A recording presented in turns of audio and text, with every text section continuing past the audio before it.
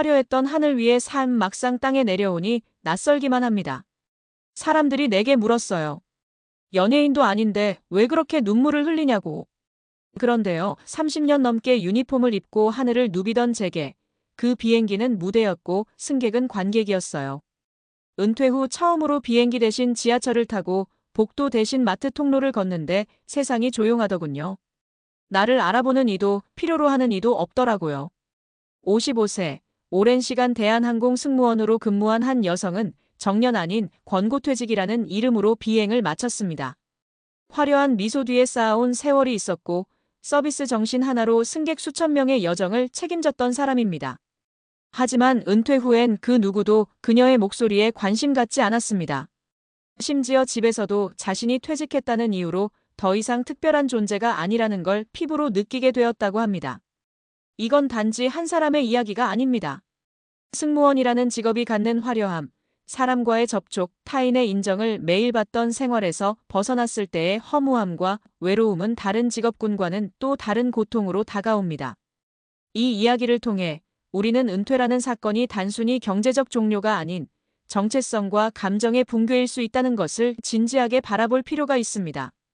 은퇴는 끝이 아니라 또 다른 적응의 시작. 1. 정체성 상실이라는 낯선 감정. 많은 사람들이 직장을 통해 나를 정의합니다. 나는 선생님이야, 나는 간호사야, 나는 승무원이야. 그런데 그 직업이 사라지는 순간 자신이 누구인지 모르게 되는 공허함이 찾아옵니다. 특히 승무원이라는 직업은 일상생활에서도 주목받고 소속감과 팀워크가 강한 직업입니다. 유니폼은 곧 자존감이자 사회적 가치를 상징하기도 하죠. 하지만 은퇴 후에는 그 유니폼을 입을 수 없고 팀도 해체됩니다. 다시 말해, 한 사람이 속했던 사회적 역할이 통째로 사라지는 셈입니다. 55세 승무원 김정민 가명 씨는 은퇴 후 3개월 동안 외출을 꺼렸다고 합니다. 공항 근처만 가도 눈물이 나더라고요. 다시 돌아갈 수도 없고 그곳에선 더 이상 내가 필요하지 않다는 걸 느꼈죠. 2. 인간관계의 축소, 고립감의 시작. 승무원들은 대부분 스케줄 근무로 인해 주로 직장 동료들과 교류하며 살아갑니다. 그러나 은퇴 이후 이 관계는 급격히 줄어들게 됩니다. 서로 교대가 다르고 회사와 연결고리가 끊기면 관계도 끝나는 경우가 많습니다. 혼자 집에 있는 시간이 늘어나면서 우울감이 찾아옵니다. 사람은 사회적 동물인데 더 이상 불러주는 사람이 없고 나를 찾는 전화가 줄어들면 그 고립감은 생각보다 심각하죠. 은퇴 1년차 승무원 출신 최은주 가명 씨는 이렇게 말합니다. 카톡방에선 아직 비행 얘기들이 오가는데 나는 그 대화에 낄 수 없어요. 내가 빠진 채로 돌아가는 세상이 보여서 더 외롭더라고요. 3. 경제적 안정과 상관없는 마음의 허기. 많은 사람들은 승무원 은퇴자들이 퇴직금도 받고 연금도 있으니 경제적으론 괜찮을 거라고 생각합니다. 어느 정도 맞는 말이죠. 하지만 문제는 경제적인 문제가 아니라 삶의 의미와 자존감의 문제입니다. 김정민 씨는 은퇴 후 주 3회 필라테스를 등록했지만 갈 때마다 괴롭다고 합니다. 거긴 대부분 주부들이거나 자유롭게 쉬는 분들이에요. 나는 아직 일을 원했는데 아무도 내게 일자리를 주지 않더군요. 쓸모있음에서 쓸모없음으로 느껴지는 이 전환은 경제적 안정과는 별개로 사람을 허무하게 만듭니다. 승무원 은퇴 후 3. 누구도 가르쳐주지 않았다. 은퇴 6개월 후 교양 강사로 다시 서다 정미숙 56세. 정미숙 씨는 29년간 승무원으로 근무하다 은퇴한 뒤 극심한 우울감을 겪었습니다.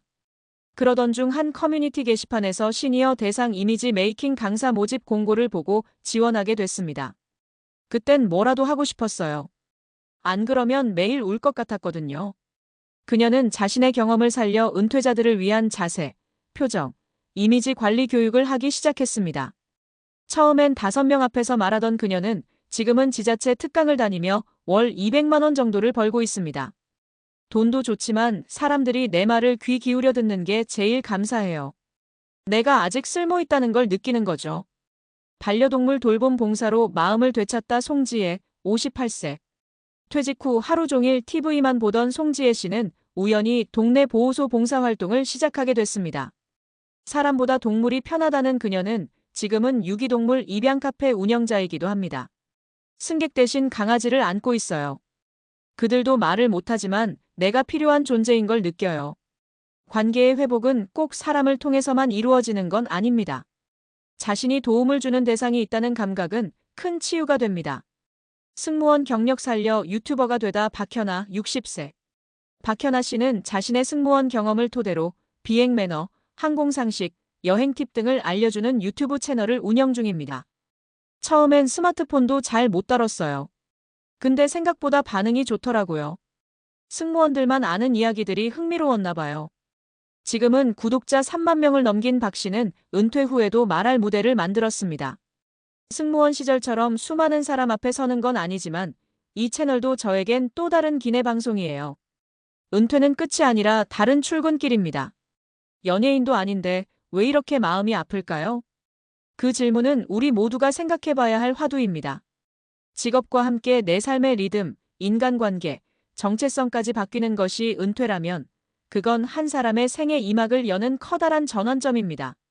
특히 승무원처럼 무대 위 삶을 살아온 이들은 무대를 내려온 뒤 더 큰 혼란과 상실을 겪게 됩니다. 하지만 그 무대를 다시 만들 수도 있습니다. 강의실이 될 수도 있고 동물 보호소가 될 수도 유튜브 스튜디오일 수도 있죠.